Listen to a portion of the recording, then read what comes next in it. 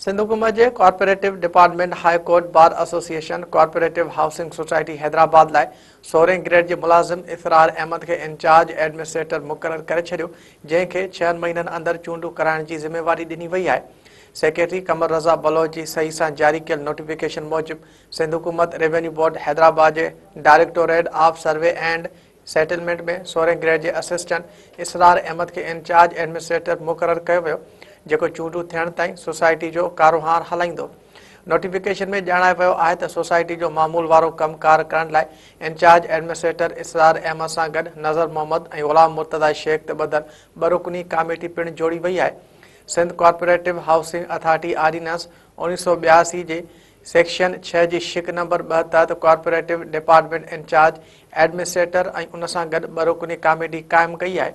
यादि रहे त सिंध हुकूमत जे कॉर्पोरेटिव डिपार्टमेंट 14 सेप्टेंबर 2023 ते नोटिस जारी कंदे high court bar association corporative society जे एज़ाज़ी सेक्रेटरी खां